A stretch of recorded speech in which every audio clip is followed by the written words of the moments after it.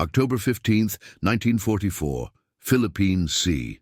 As American destroyers fired incessantly, Japanese Captain Tamechi Hara watched incredulously as columns of fire cut across the night sky. He had spent decades perfecting doctrines of economics, precision, and discipline, and now he saw it all crushed by one simple reality. Americans weren't aiming. They were covering the sea with steel. This was not a war of refined tactics or surgical maneuvers. It was a war of numbers, and the numbers were all on the wrong side of the map. Hara, a Pearl Harbor veteran and survivor of the Guadalcanal Canal, would record in his memoirs the bitter realization: "They shot without thinking. We counted every shot."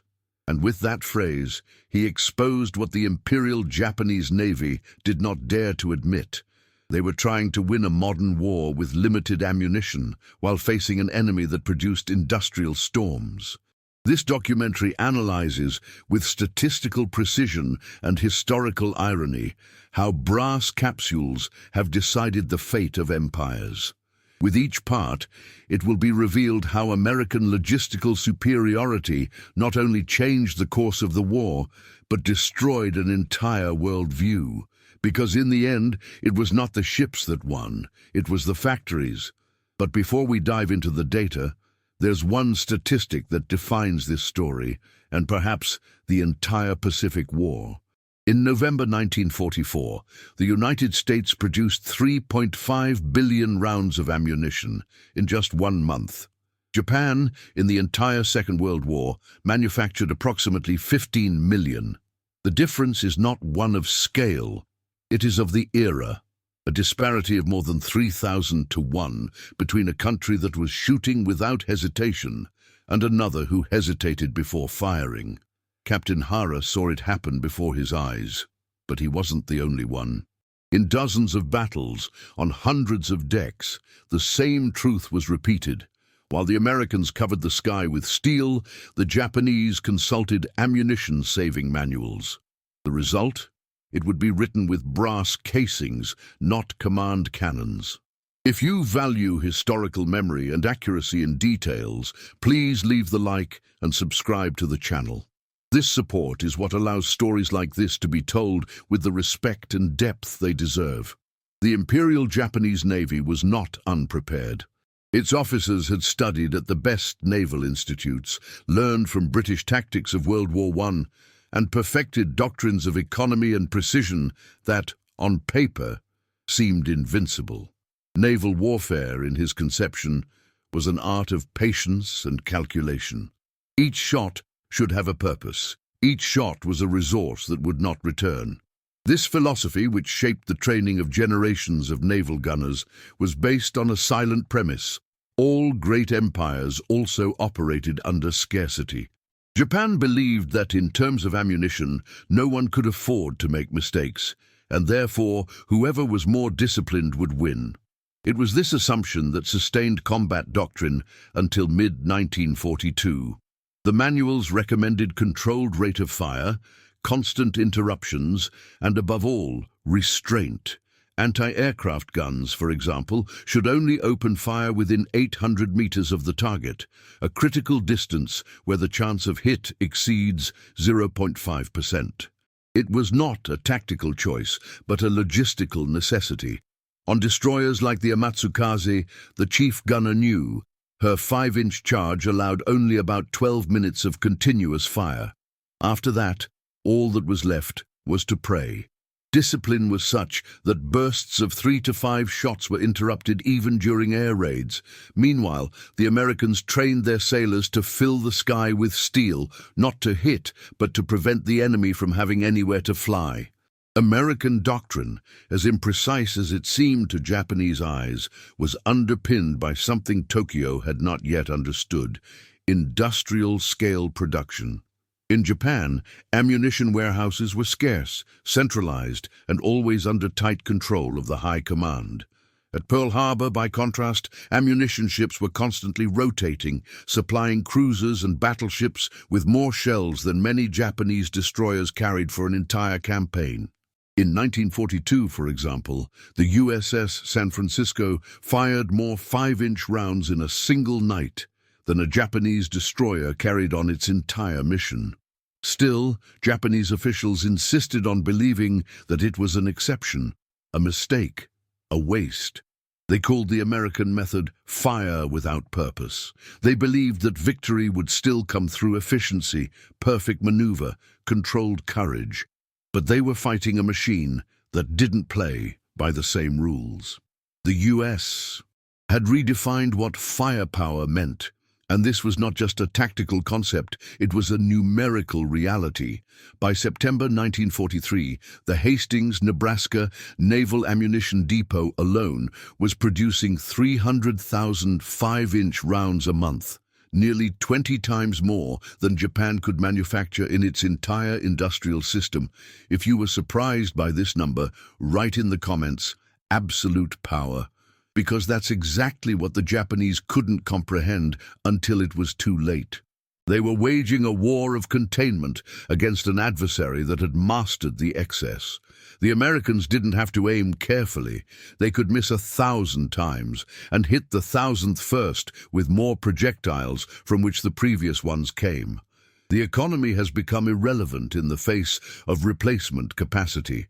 Still, the Japanese orders followed the same logic. Save ammunition, maintain discipline, shoot only at imminent risk. It was like facing a storm with an umbrella. Japanese doctrine was not only wrong, it was obsolete in the face of what was to come, and the first signs of this quiet collapse began to appear in the South Pacific. It was there, on the Guadalcanal Canal, that mathematics began to destroy the mystique of honor. In March 1943, the U.S. government opened a facility in Hastings, in rural Nebraska. At first glance, it was just a 48,000-acre expanse of prairie, but behind the sheds, rails, and mess halls lay the beating heart of a new military era. There, war was not waged with swords, nor with courage. It was made with machines. The Hastings Naval Munitions Depot would become, within months, the U.S. Navy's largest ammunition production center, accounting for 40% of all naval ammunition manufactured during World War II. Its workforce exceeded 10,000 people. Workers slept in purpose-built living quarters, ate in industrial canteens, sent their children to factory schools, and watched movies in indoor theaters on weekends. There were more than 2,000 buildings, 207 miles of interior track, and an average of 300,000 5-inch ammunition produced monthly. At Hastings, each capsule was the result of a conveyor belt that began with the raw ore and ended with a projectile ready to be fired, or stored, or shipped. Production was so high that strict quality control resulted in the rejection of more ammunition than all of Japan could manufacture. The war there was not commanded by admirals.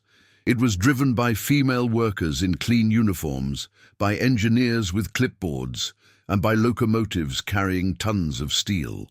By this time, Japan was casting bells from 8th century Buddhist temples to manufacture brass capsules. Each bell, weighing 500 kilograms, yielded about 2,000 small-caliber shells, the equivalent of what a 40mm mount on a single American destroyer could fire in 16 minutes of combat. While the Japanese dismantled the past to sustain the present, the Americans built the future with reinforced concrete and decades-long planning. The difference was more than technological. It was civilizational. U.S. Logistics, invisible to the eyes of many Japanese analysts, was the biggest differentiator of the conflict.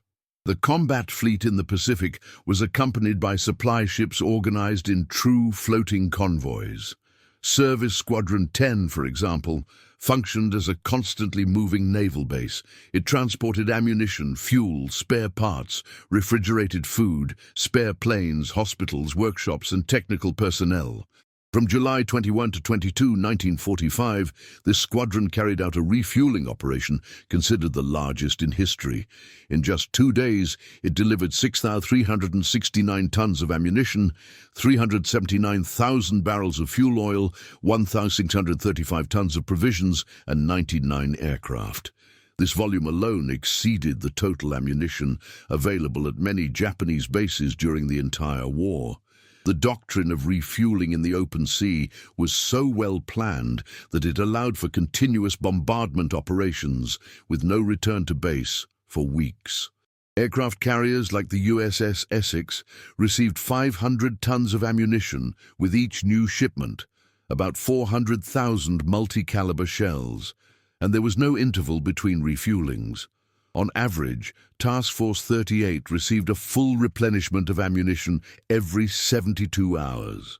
It was an unthinkable system for the Japanese, whose logistics depended on poorly supplied islands, vulnerable depots, and lone cargo ships.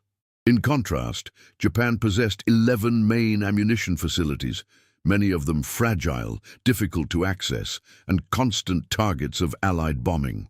By the end of 1944, its main source of capsules, the Toyokawa Naval Arsenal, operated with 56,000 workers, including 6,000 children between the ages of 12 and 16. But even with this desperate effort, its maximum monthly production capacity reached 4.5 million light ammunition. Hastings produced almost that much on his own, and with half the workforce. The war, which was previously won on the decks, began to be decided in the industrial plants. With each new American installation, a new front was opened even before the soldiers landed. The industrialization of war has turned every missile into a statistic, each grenade a controlled variable, each combat an extension of a conveyor belt. American industry has created storms. Japan, as spiritually prepared as it was, did not possess the steel-clouded skies that America could manufacture. But if at Hastings the ammunition was piled up like a bountiful crop, at the Japanese bases the stock was measured with fear. By December 1941, the total naval ammunition stored throughout Japan was estimated at 200,000 tons. The Crane, Indiana, warehouse alone exceeded 400,000 tons. What Japan saw as exaggeration, the United States called preparation, and that excess would soon become the difference between attacking and retreating.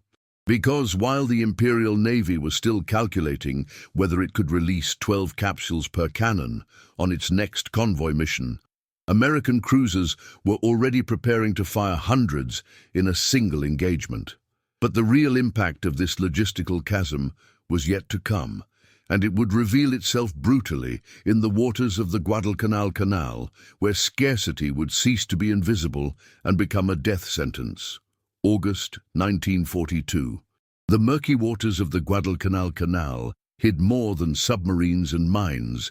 They hid a quiet revelation that was beginning to erode the confidence of the Imperial Japanese Navy. The offensive had started well. In the Battle of Savo Island, Japanese cruisers sank 4 heavy Allied vessels in a single dawn without suffering losses. Tactically, it was a resounding victory. But this victory carried a shadow. The Japanese commanders, among them Captain Hara and Commander Omi, soon realized that the success could not be repeated, not for lack of competence, but for lack of ammunition. In the post-combat report, Admiral Mikawa admitted that his ships had consumed almost all of the long-lance torpedo charge and more than half of the heavy artillery ammunition. The fleet had no way to sustain a second attack. Even though he had the Allied transport ships in sight, ready to be destroyed, Mikawa gave the order to withdraw. It was an unthinkable decision for the Japanese logic of the lightning offensive, but inevitable in the face of the emptiness in the magazines. There was not enough ammunition even to cover a retreat under air attack. The Japanese fleet had won and retreated. For the first time, officers began to understand that they were fighting a war where tactical victory did not lead to strategic conquest. The contrast was brutal. In the same period, U.S. forces landed on Guadalcanal with more than 16,000 tons of supplies and weaponry. Each battalion had ammunition for weeks of continuous combat. The 5-inch guns fired warning bursts. The Japanese, on the contrary, shot to kill because they could not waste. In a diary recovered after the war, Commander Omi writes, "We attacked with ferocity, but our reserve was finite. Each torpedo launched was a prayer. Each cartridge burned was a debt." Captain Hara recorded in his work, "There were targets everywhere, but there was nothing left to shoot." The doctrine that prioritized accuracy over volume had collapsed in the face of industrial reality. The Americans could miss 50 times and hit once. The Japanese needed to get them all right, and even then, it wasn't enough. Guadalcanal would become a symbol of this silent turn. A battlefield where Japan, technically superior in tactics and discipline, was defeated by something invisible: continuous replacement. The island was fought over for 6 months in fighting the drained Japanese stockpiles. The Imperial Navy lost 24 warships, hundreds of aircraft, and most importantly, confidence in its own logistical system. Meanwhile, the United States, even with losses, maintained a supply line that brought in ammunition, parts, and soldiers daily, like a moving assembly line. The island, for the Japanese, has become a black hole of resources. For Americans, a launching pad for the advance across the Pacific. The Channel, which was once a symbol of Japanese boldness, became the tombstone of his doctrine. But that was only the first shock. Because in the silence of the following nights, the Japanese gunners began to receive new and grim orders. Count the shots before pulling the trigger. Seaman Koshito was only 18 years old when he boarded the destroyer Yukikaze. His artillery training consisted of 30 live rounds, spread over 3 weeks. When he was assigned to the 25mm turret, he received a card with clear instructions: only open fire in case of direct approach and maintain the maximum consumption of 10 rounds per air attack. In his words, the greatest fear was not missing the mark.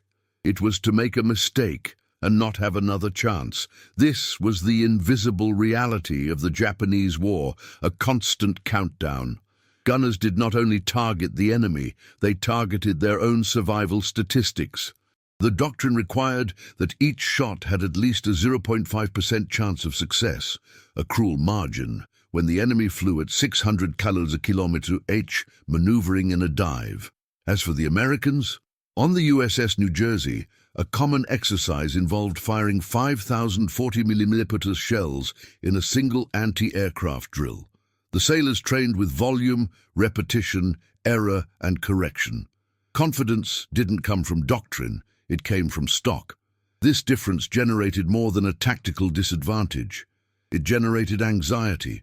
Lieutenant Mitsuru Yoshida, a survivor of the battleship Yamato, wrote after the war, "Shooting was a moral choice. We looked at the enemy and thought, is he worth a cartridge?" Each capsule carried symbolic weight. They were made by civilians under bombardment, often cast from ancestral bells. They could not be wasted. This psychological pressure created hesitation, especially among younger people. Rookie scorers thought twice before pulling the trigger.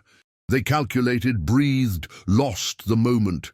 One more second, and it was too late. On the American side, the system was designed to eliminate the fear of error. If they missed, they would have more ammunition the next day.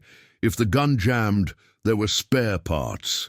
If the ship ran out of cargo, the replenishment fleet would deliver new tons in a matter of hours. War for the American soldier was violent but predictable. For the Japanese, it was a sequence of harrowing choices. The irony of this story is that the solution was in front of them, not in manuals nor in bravery, but in productive capacity. If you're enjoying unraveling these forgotten facts, show your support. Like and subscribe so we can continue to bring you content with this level of depth. Because this invisible difference between shooting by instinct or by permission was what separated survival from ruin. And in the coming battles, this Japanese hesitation would not only cost targets. It would cost entire ships. At dawn on June 19, 1944, during the Battle of the Philippine Sea, American radars detected successive waves of Japanese aircraft approaching the fleet. The answer was not calculated.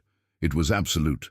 Nearly 10,000 anti-aircraft shells were fired in less than 20 minutes, creating a wall of fire that the pilots themselves dubbed the Great Mariana Massacre. None of the ships were hit. Most of the enemy planes crashed without even seeing their targets. That was not defense, it was saturation. The US Navy had adopted a new doctrine, not to aim to hit, but to shoot to deny space. It was the philosophy of dominance by volume, a strategy unthinkable by Japanese standards. Admirals such as Willis Lee redefined the concept of naval fire. Inspired by statistical data of dispersion and range, they established that it was not necessary to see the enemy to neutralize him. It was enough to cover the entire area where he could be. With radar systems integrated into the artillery, ships like the USS Washington could fire salvos in wide arcs, crossing trajectories and creating lethal zones. In some battles, more than 2,500 shells were launched per minute. The result was an impenetrable sea where no enemy pilot could fly without crashing into a cloud of steel.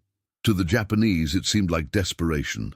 Firing without eye contact, without target confirmation, contradicted everything they had learned. It was a doctrinal waste, but what they called waste, the Americans called it applied statistics. The United States no longer fought with intuition, they fought with mathematics. For every missile wasted, there were 100 ready to replace it. The replacement was guaranteed, the cadence was sustained, and the effect was psychological. Japanese pilots reported that it was like flying through a metal storm, where there was no safe route, no time to think. The doctrine of saturation produced fear, not just casualties. It destabilized the tactical logic of the Japanese.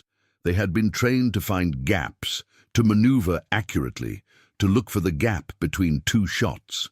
But there were no more gaps. The areas weren't just covered, they were filled.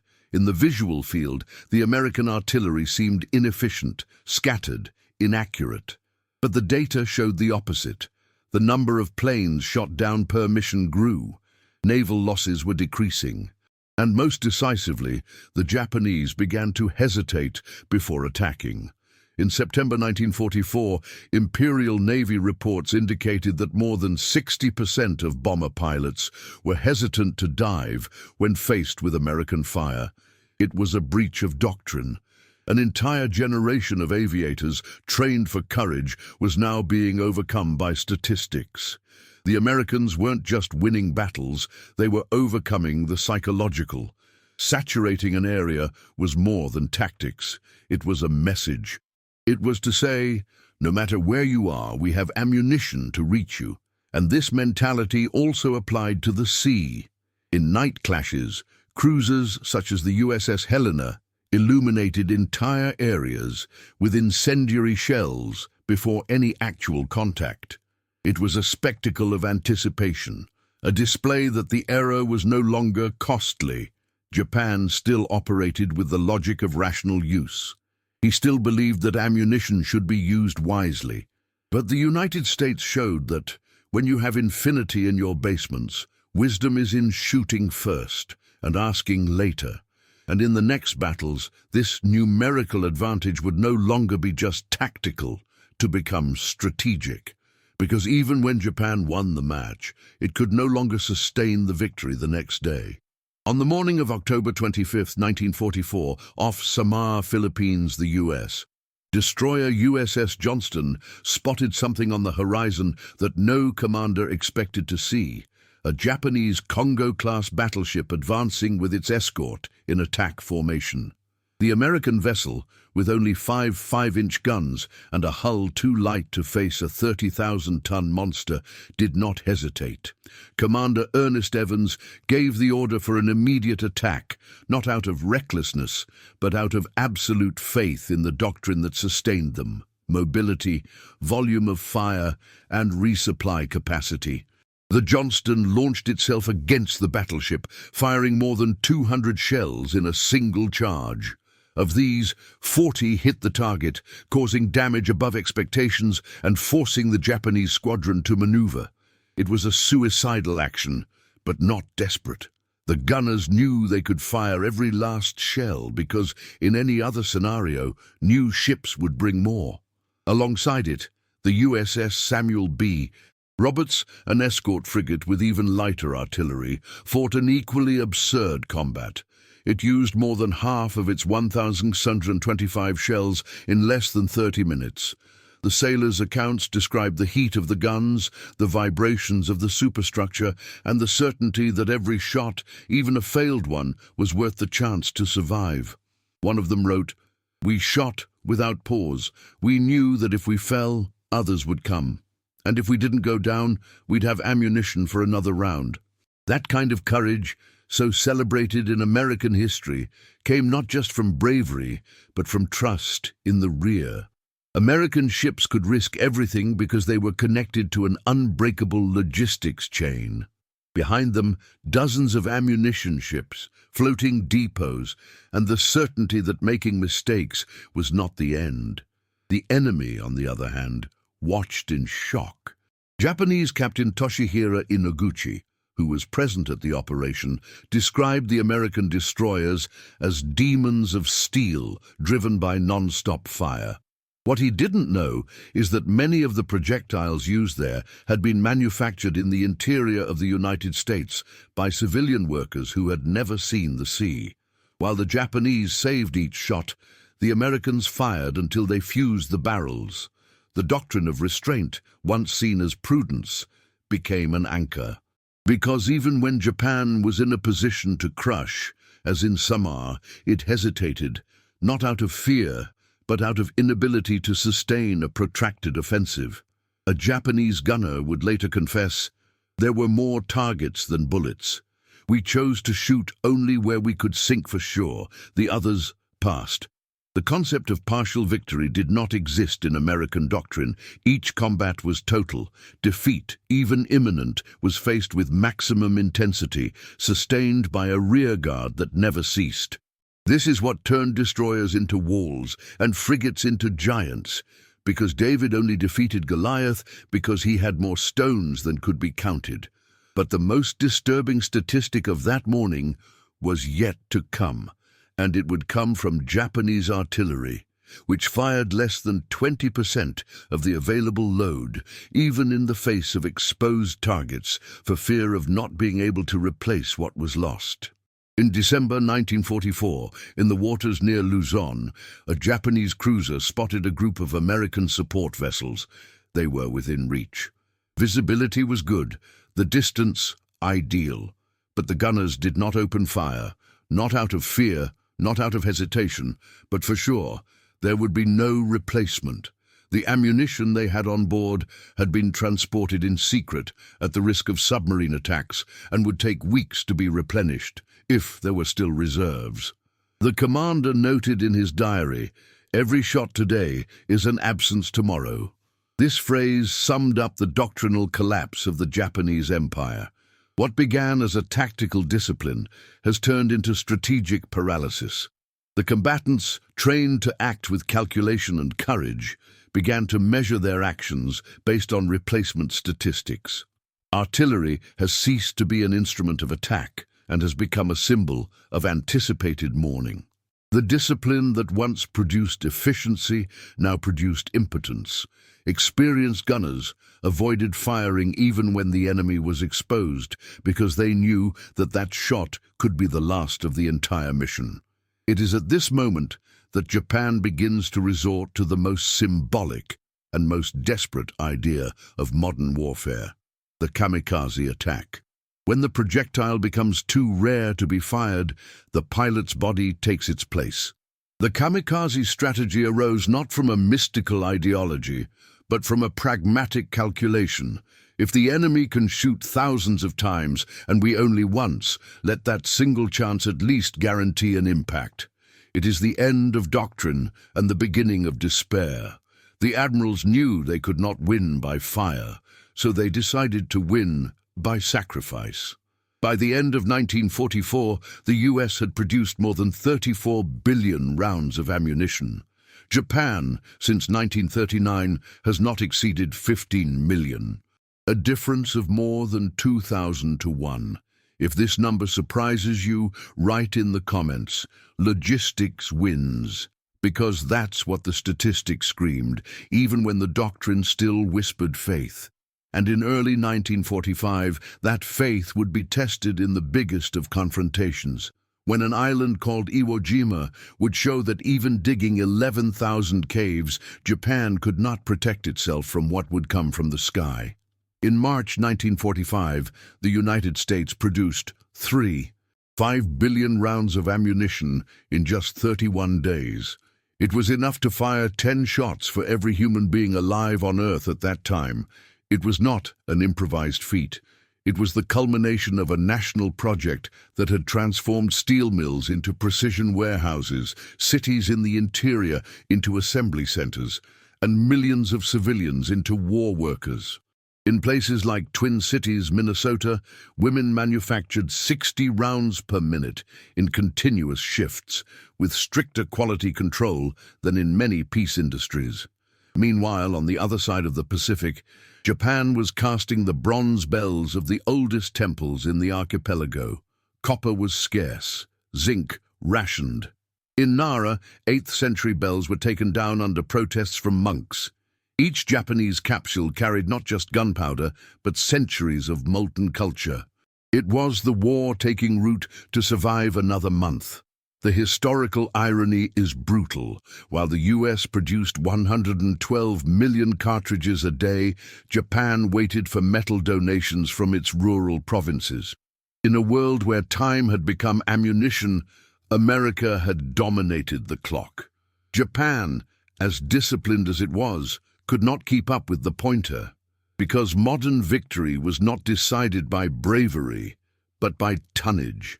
It wasn't about who had the most honor, but about who had the most lead. And in that calculation, each American capsule fired wasn't just a shot, it was the signature of an entire civilization saying, "We get there first, we produce more, we'll resist more." But even this arsenal did not seem sufficient for what was to come next. Because as ships bombed and planes dived, something new was brewing in the interior of New Mexico, something that didn't need thousands of rounds of ammunition, only one, in US. Navy training camps, the sound that echoed was not that of speech, it was that of repetition. 20 and 40-meter cannons thundered day and night, spitting tens of thousands of projectiles at moving, inflatable, rotating targets. Every hit was celebrated, every mistake was corrected with more practice and more ammunition.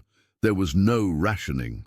On the deck of the USS Essex, rookie pilots went through exercises where, by the end of their training, each had fired more than 50,000 rounds. The mistake was part of the process. The doctrine did not require initial perfection. She relied on progression, and progression was fueled by an infinite supply. The system turned ordinary soldiers into response machines because ammunition was the fuel of competence. On the Japanese side, the scenario was different. Gunners received 10 shots per training cycle. 10. For many, these would be the only shots before going into real combat. The target? Pieces of painted wood with rudimentary silhouettes of airplanes. The fear of making mistakes was greater than the desire to get it right. An inaccurate shot was registered. A missed shot, reprimanded. The Japanese training was a test of self-restraint, not reflex. The contrast was so great that in a post-war report, a Japanese officer wrote, "They learned how to make mistakes and then get it right.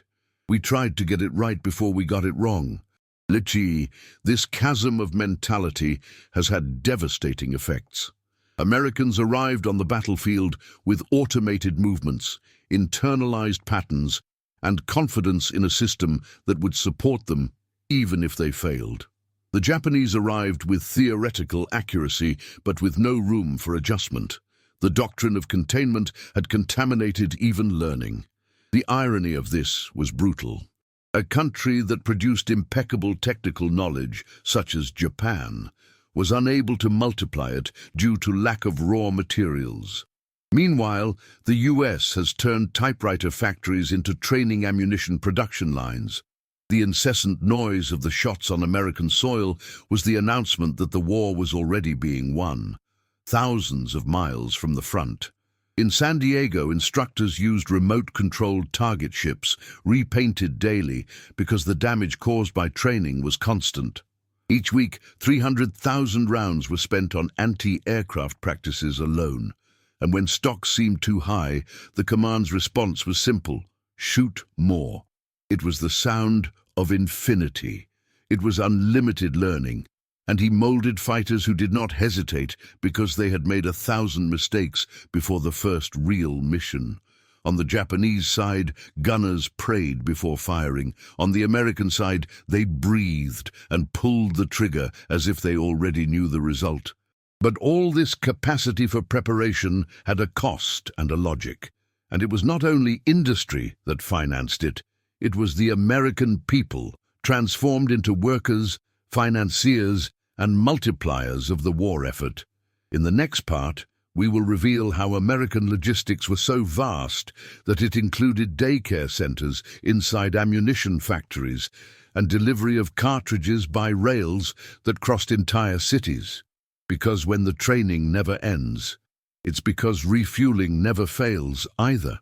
At military conferences held in Tokyo between 1942 and 1943, the Japanese Naval High Command seriously discussed how many ammunition capsules the American fleet could carry in an offensive in the Central Pacific. The calculations, based on Japan's own logistical capacity, suggested that the United States could carry up to 3 times as much ammunition as its equivalent vessels. A frightening number, but still understandable. The Imperial Navy, therefore, structured its strategies based on this imaginary ceiling, a ceiling that did not exist, because what the Japanese called excess, the Americans called the operational minimum. In a single operation, such as the Battle of Leyte Gulf, the U.S. fleet mobilized ships carrying more than 100,000 capsules of ammunition each, an amount that Japan could only produce in 2 months of national effort. But this discrepancy was not noticed until it was too late. Japanese intelligence operated on circular assumptions. They believed that the enemy had the same limits, and they projected their own bottlenecks onto the opponent. When they saw American destroyers maintain uninterrupted dams for hours, they reported reckless use of resources. When Allied cruisers fired 5,000 shells in one night, they concluded that they were close to exhaustion. And when this was repeated for weeks, they began to suspect exaggeration in the reports of the observers themselves. Admiral Matome Ugaki, in his personal notes, describes a quiet frustration. "We don't understand how they managed to keep up this pace. With each battle, we expected to see them retreat, but they only increase." The truth is that Japan had no mechanisms or data to understand the real size of the American machine. His spies at Pearl Harbor were disabled shortly after the attack. Their interception systems were focused on naval movements, not industrial volumes. Japan was fighting a specter, a silhouette of what it thought was American capability. And this distorted image led them to believe that they were on equal footing. On Okinawa, before the bombing began, the Japanese command believed that the Americans would bring a maximum of 10,000 tons of ammunition. They brought more than 500,000, a 50 times miscalculation. And this had consequences. Defensive positions were set up in the wrong places, betting that certain sectors would not be bombed due to lack of logistical range. Underground redoubts were built with minimal protection, as no ship could sustain bombardments for more than 24 hours. The USS Tennessee maintained continuous fire for 96 hours. Japan's strategic myopia was not just a failure of intelligence, it was a failure of perspective. They calculated the American effort based on their own sacrifices. And they never understood that the real difference was not the bravery of the enemy, but the distance between a factory in Kansas and a gun in Saipan. Because when each capsule travels the world in less than 2 months, and the stock is constantly renewed, the war is not decided by who fights best, but by who can keep fighting. And while Japan counted its shots as if counting the days, the United States counted the containers as if counting the hours. In the next part, we'll look at how this logic extended to the distribution of armaments when Americans started leaving surplus ammunition on occupied beaches because transporting them back cost more than making it all over again. Between 1943 and 1945, the Pacific Seas became silent tombs for Japanese logistical hope. After the breaking of Japan's naval codes, especially the JN-25 in 1942, the United States stopped aiming only at visible targets. They began to hunt for what was not seen. The ammunition convoys, submarines such as the USS Wahoo, USS Tang, and USS Data began patrolling the routes between the Central Islands and Japanese frontline outposts. His target was not the troops. It was the drum. It was the cartridge that had not yet been fired. It was the capsule that, when destroyed in the hold of a freighter, turned into silence on the battlefield. More than 147 Japanese ships carrying ammunition were sunk in this period, most even before unloading their cargo. In one of the most emblematic attacks, the USS Wahoo intercepted a transport near Truk and fired its torpedoes. The impact detonated more than 1,800 tons of ammunition. The explosion was so colossal that it was recorded by planes more than 40 nautical miles away. The sea rose as if it had been cut by an invisible fist, and over the next few weeks, Japanese soldiers on Bougainville noticed a pattern. Ammunition stocks simply stopped arriving. Japan has not only lost ships, he lost the future of his battles. Each sunken capsule was an unaccounted absence at the front. Each train destroyed was a position that would be defended with more faith than fire. American intelligence understood that to win, it was not necessary to kill combatants. It was enough to kill logistics. And killing logistics was a surgical operation based on statistics, patience, and interception. American submarines, powered by signal intercepting maps, operated like ghosts. They arrived earlier, expected, and they attacked not what was strong, but what was vital.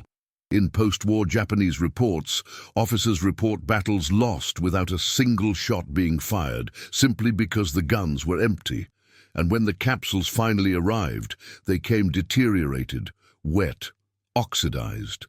Gunners improvised cleanups in a hurry, knowing that they might only have that chance. The damage was moral, physical, and continuous. Japanese offensive capability was reduced not only by a lack of production, but by the systematic destruction of its distribution. The US Navy understood that war wasn't just about confrontation, it was flux. To interrupt this flow was to compromise the cycle of combat, and Japan, surrounded by water and islands, was dependent on him like no other. American efficiency in sinking supply ships created a new kind of combat, warfare that begins before the enemy sees the sea. If you thought the strength was in the battleships, think again. The real destruction came underwater, in silence. And if this statistic surprises you, type in the comments, absolute power, because that's what total logistical control represented. And in the next part, we'll look at what happened when the Americans arrived on an island and simply left the ammunition that was left, because it was cheaper to manufacture a new one than to carry the old one back. The war, now, had a price that only an industrial empire could afford. April 7, 1945. In the heart of the East China Sea, the Yamato surged forward like a living legend and a doomed ship. With more than 70,000 tons, 9 460mm main guns, and dozens of secondary guns, it was the largest battleship ever built. A symbol not only of the Imperial Navy, but of the Japanese vision of power itself. Imposing, centralized, designed for decisive victories. But on that day, Captain Kosaku Aruga himself issued a warning that already carried the epitaph of the mission. "We have ammunition for a battle. Use it wisely." There would be no refueling. There would be no turning back. Operation Tengo was a suicide mission from conception. The Yamato had been sent to attack the American forces surrounding Okinawa, but without air support, without adequate escort, and, above all, with only enough fuel for a one-way trip. The Navy knew this. The sailors knew. And even so, they embarked. During the first few hours, the cannons roared as the old empire expected. With each gust, explosions made the sea tremble. But the enemy was not another battleship. It was heaven. More than 300 American planes surrounded the Japanese fleet, and against this kind of threat, the Yamato was blind. His anti-aircraft shells were over in less than 2 hours. The gunners, trained to engage destroyers and cruisers, could not keep up with the speed of American dives. One by one, the medium and small caliber guns fell silent, first for damage, then for a foul.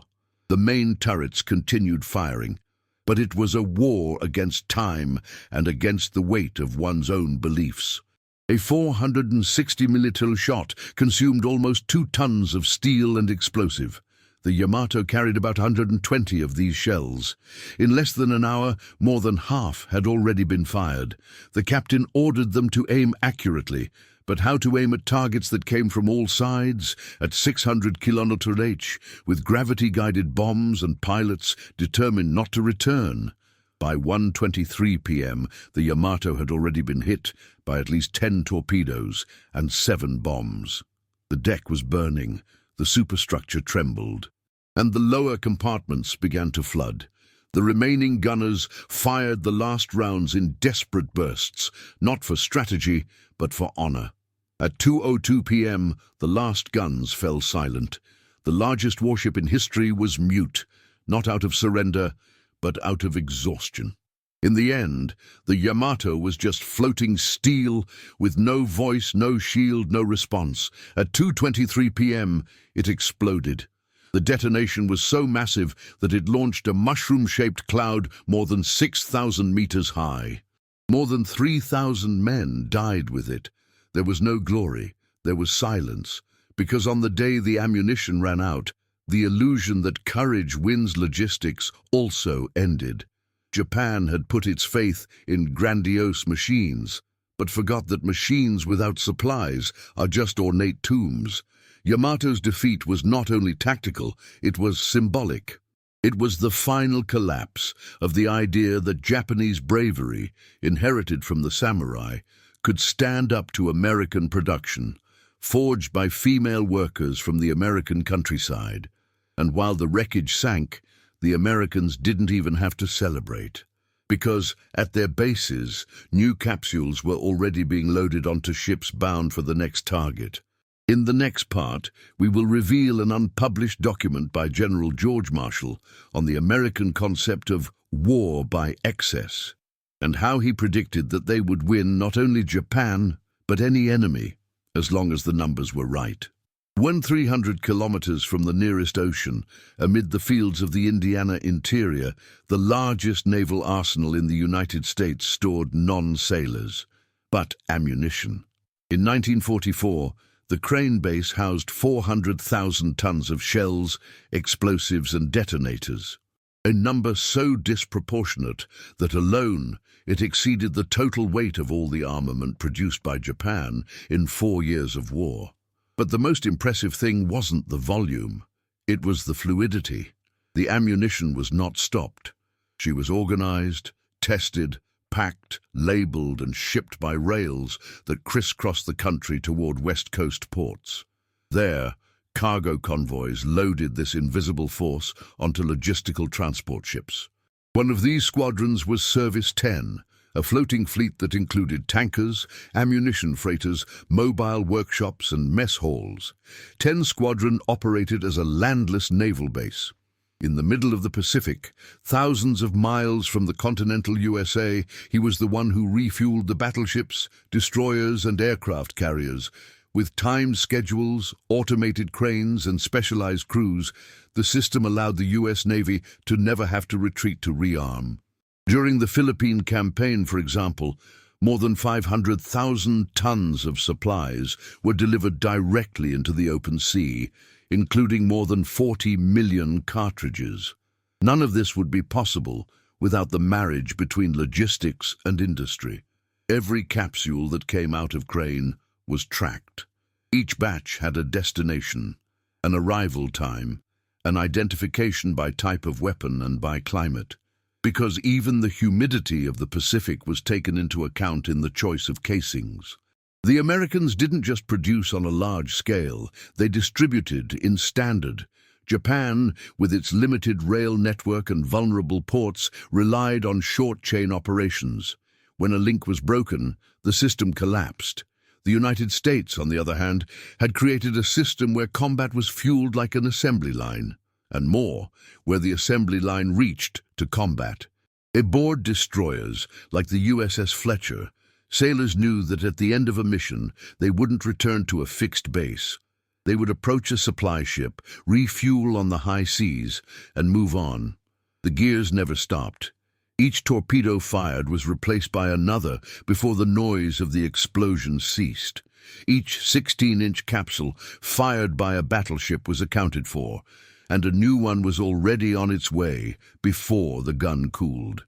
The time between one attack and another was not determined by distance or politics. It was determined by logistical efficiency, and when the system is perfect, war becomes an ongoing operation. A Japanese officer captured on Iwo Jima said in interrogation, "We expected wave attacks. They came in constant tides. It was as if the ammunition never ran out." The phrase became a joke in American technical circles, but it also became operational truth, because in fact it didn't end. In just 3 months of 1945, the United States produced 10 billion cartridges, a figure so absurd that many contemporary historians have hesitated to accept it. But the documents are there, in the reports of the War Production Board. The war was won in the factories, on the rails, and in the holds of logistics ships. The generals were planning. But who supported the plans was an invisible cog that began in the heart of the American Midwest and ended in the basement of a battleship. In the next part, we will see how this supply capacity caused the United States to use ammunition capsules even as terrain markers on occupied islands. Because for them, even brass could be disposable. And for the Japanese, each capsule was still sacred. As the shells were launched over the Pacific, there was another silent war going on behind the scenes. A war between two forms of production, two worlds separated by more than oceans. In Japan, the Toyokawa arsenal had become a grim symbol of scarcity, turned into a national urgency. There, children aged 12 to 15, many recruited directly from schools, spent 12 hours a day filling ammunition capsules, without gloves, without hearing protection, without enough food. The diet consisted of rice diluted with water and, when lucky, some canned vegetable. Productivity was measured in survival. Accidental explosions were frequent but rarely documented. Silence was also a policy. The projectiles that came out of there carried gunpowder and despair. Meanwhile, in Hastings, Nebraska, the reality was different. The workers at the ammunition factory, many of them newly employed housewives, arrived in air-conditioned buses. There were cafeterias with meat for lunch, doctors on site, psychologists and movie sessions on Fridays. The working hours were heavy but regulated. Rest breaks were respected. The result: constant productivity, low accident rate and a stable and proud workforce. What separated these two factories was not just the volume, it was the philosophy. In Japan, the total war effort had turned into literal sacrifice. In the middle of the United States, it had turned into industrial mobilization. The difference was visible in the projectiles themselves. The Americans used automated machines that produced 500 capsules per minute. In Japan, many projectiles were still finished by hand, one, by teenagers who had exchanged books for tools. In 1944, an internal report of the Japanese High Command stated that the production of ammunition depends more and more on the willingness of local schools to cooperate. It was the implicit recognition that the factory system had broken down, and that it was now necessary to turn to childhood. The irony of this story is that the solution was in front of them. War did not only require bravery, it required organization, technology, and care for those who made it possible. If you're enjoying unraveling these facts, show your support.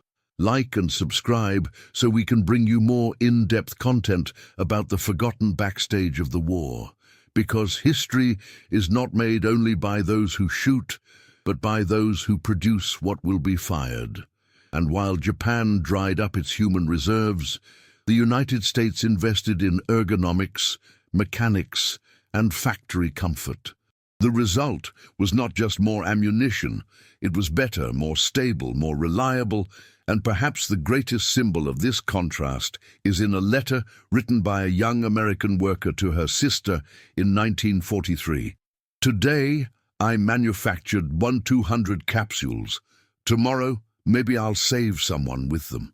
On the other side of the world, Japanese girls could barely write. Many did not return home. And yet, Japan hoped to resist. In the next part, we'll explore an even more brutal number. How much each capsule produced by each side cost in terms of time, energy, and human life. And how this crude math decided the pace of war even before the battlefield. When factories fell silent and supply ships stopped docking, Japan turned to what it still had in abundance: youth. The decision to launch kamikaze attacks was not just the result of ideological fanaticism or devotion to the emperor. It was the direct consequence of a cold, desperate, and silent account. In October 1944, the Japanese High Command met to discuss the defense of the Philippines. The reports were clear. There was not enough ammunition to sustain defensive operations on multiple islands.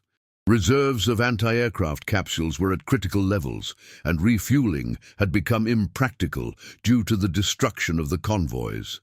It was in this logistical vacuum that the Special Strike Unit was born. The proposal: a plane, a pilot, a target.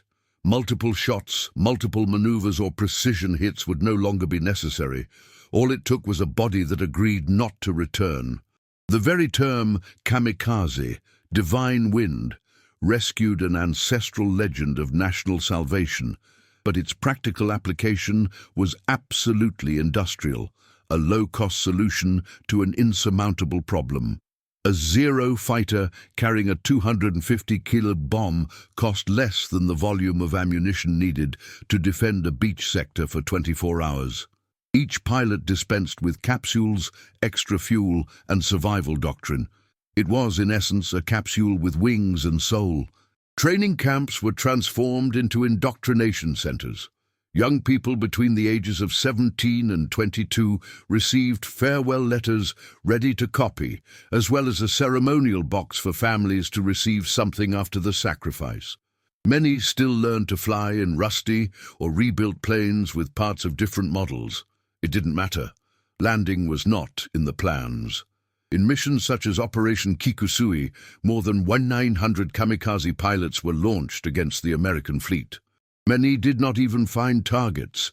They have been shot down before or failed in the collision, but even the ones that did get it right rarely did more than temporary tactical damage. American aircraft carriers such as the USS Bunker Hill were hit and damaged, yes, but they returned to combat weeks later because American logistics rebuilt what Japanese desperation destroyed. The Japanese pilot was exalted as a symbol of purity and bravery. But behind that image, there were spreadsheets. Each attack avoided the expenditure of dozens of capsules. Each death was a statistical compensation, and each farewell ceremony hid the bankruptcy of an industrial chain. The collapse of the ammunition had been so absolute that in the last months of the war, entire artillery units were redeployed only for the remaining shells to be used by ground-based kamikaze forces. War ceased to be a confrontation between armies and became an organized sacrifice of human flesh against continuous steel. On the other hand, the United States, even in the face of these attacks, did not change its doctrine.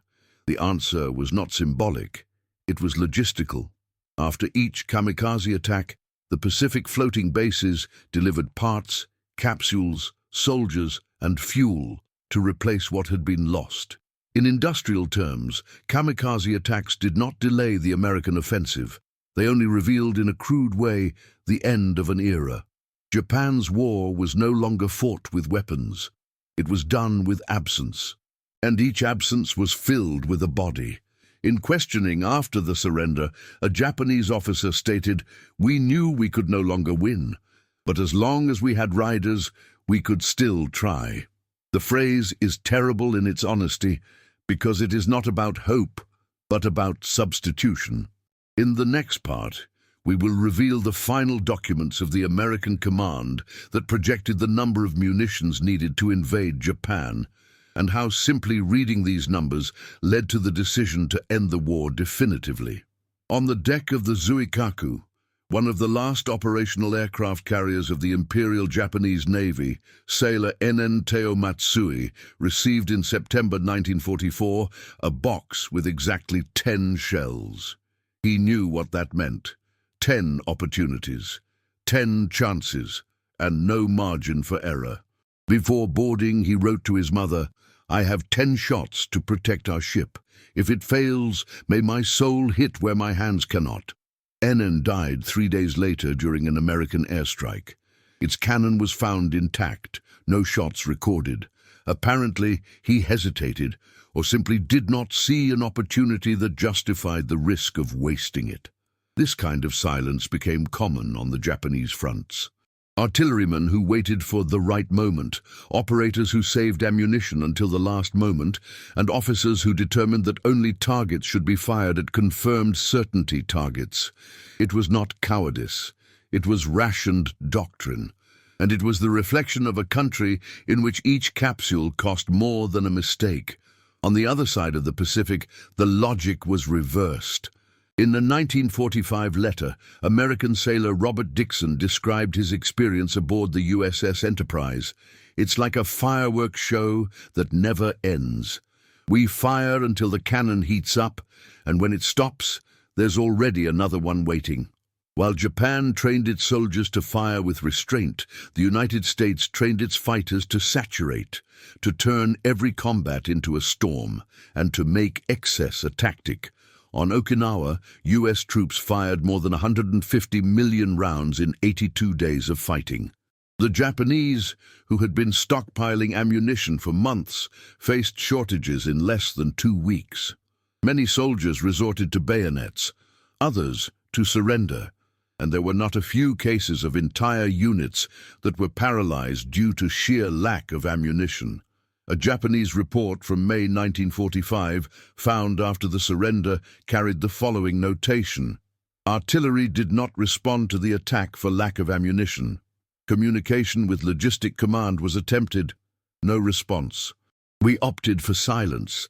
This silence became a symbol of the end. The radios did not respond. The warehouses were empty. Soldiers waited in trenches with dismantled grenades, not knowing if the next attack would come from the sky, the sea, or from starvation. It was a war in which you no longer fought with weapons. You fought against the absence of them, against emptiness. And this emptiness cost lives. On the American front, the scene was the opposite. Each operation was supported by supply ships that operated as floating supermarkets. There was ammunition for all weapons, spare parts, hot food, chocolate, cigarettes, and even printed newspapers in the middle of the ocean. The difference was not just numerical, it was civilizational. Because while Japan operated in scarcity, America operated in redundancy. The Japanese soldier was trained to win with the minimum, the American soldier to win with the maximum, and, if possible, spare. This asymmetry shaped each match, and she explains why so many Japanese accounts end with the same phrase: "There was no way to resist. Because when combat is defined by the ability to keep the trigger pressed, those who don't have ammunition have already lost, even if they are still alive. In the next part, the final confrontation, a weapon that did not require millions of capsules nor months of combat. Just one decision and a flash. Tamechi Hara was one of the few Japanese naval commanders who witnessed the full extent of the war in the Pacific, from the attack on Pearl Harbor to unconditional surrender. When he wrote his memoirs, he did not choose the path of denial or nostalgic exaltation. He chose clarity. He described battles, strategies, decisions. But most of all, he described the quiet frustration of fighting a war where the enemy always had more. More ships, more planes, more ammunition, and more time. "We took swords to a machine gun war," Hara wrote, "and we wonder why we bleed." His words did not carry hatred. They carried diagnosis.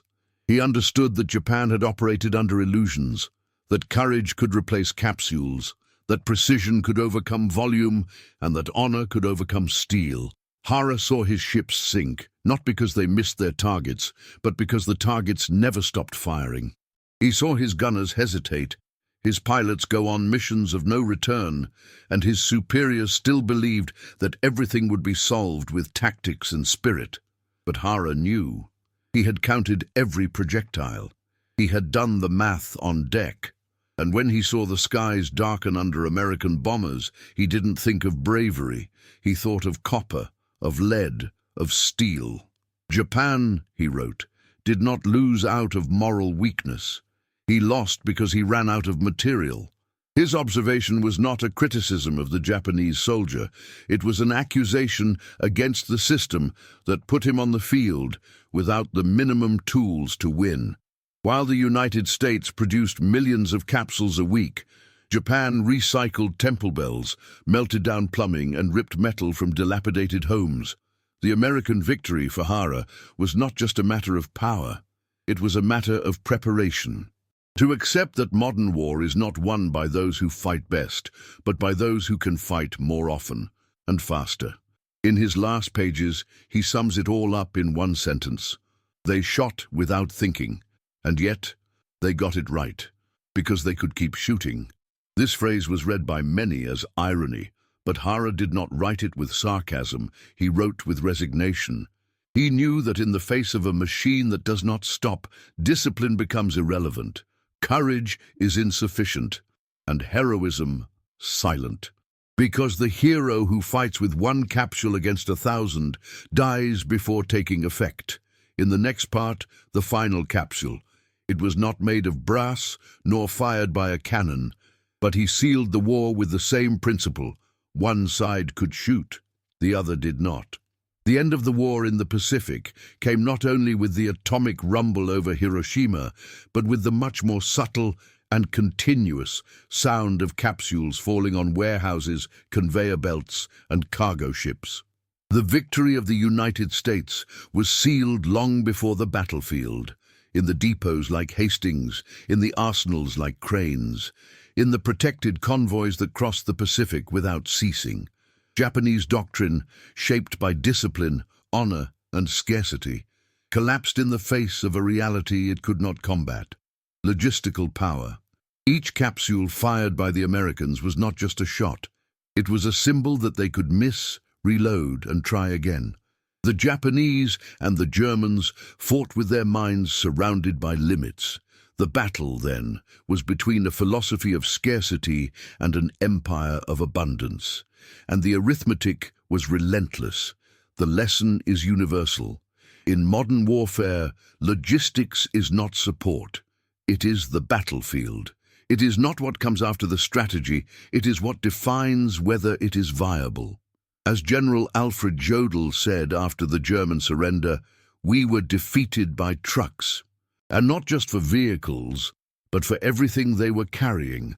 If you value this rigorous analysis of the story, leave your like, subscribe to the channel, and activate the bell.